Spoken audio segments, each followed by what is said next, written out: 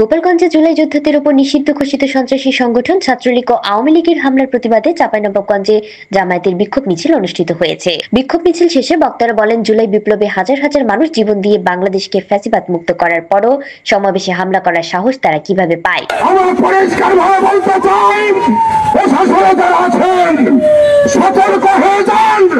আওয়ামী লীগকে প্রতিষ্ঠিত করার নিয়ে স্বপ্ন দেখছেন, এই স্বপ্নের বাস্তবায়ন হতে দেওয়া যাবে না।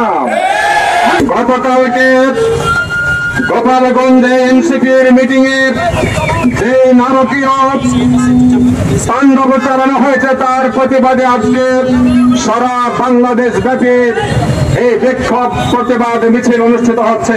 উপস্থিত বক্তারা বলেন, সরকারের ভিতরে ফ্যাসিবাদের দোসররা থাকায় ফ্যাসিবাদী গোষ্ঠীর রাষ্ট্রের বিশৃঙ্খলা সৃষ্টি করছে। প্রশাসন থেকে যত দ্রুত ফ্যাসিবাদের দোসরদের বিতাড়িত করা হবে তত দ্রুত দেশের শৃঙ্খলা ফিরে আসবে। সরকারের ভাবমর্যাদা, গ্রহণযোগ্যতা এবং বিশ্বাসযোগ্যতা দেশের বিদেশে বৃদ্ধি পাবে। তাই দেশ ও জাতির স্বার্থে সরকারের আইন প্রয়োগ কঠোর হতে তিনি আহ্বান জানান। সংগ্রামী ভাইরা, আওয়ামী লীগ একটি সন্ত্রাসী দল। আওয়ামী লীগের প্রত্যেকটি অঙ্গ সংগঠন একটি সন্ত্রাসী জঙ্গি খুনি সংগঠন।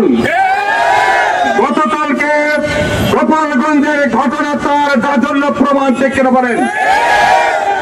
গত 17 বছর ধরে এই বাংলাদেশ থেকে বিরোধী দলকে উচ্ছেদ করার জন্য এইরকমই নারকীয় হত্যাকাণ্ড তারা চালিয়েছিল।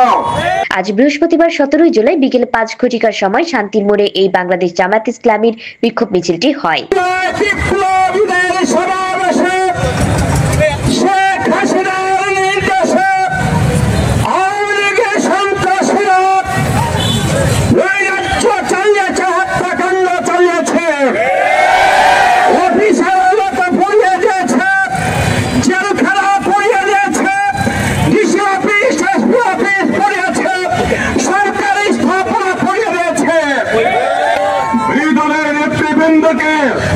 ফাঁসির কাছে ঝুলতে করেছিল। এই আওয়ামী লীগের খুনের সব এতে মিটে নয়। বাংলাদেশের বিক্ষুব্ধ জনগণ 5ই আগস্ট যেইভাবে বিক্ষুব্ধ হয়ে ওই বঙ্গভবন থেকে তাদের উচ্ছেদ করেছিল, আমাদের আশা ছিল তাদের চেতনার উদয় হবে, কিন্তু তাদের এই 17 বছরের এই অপকর্মের ব্যাপারে তাদের চেতনা সৃষ্টি হয় নাই।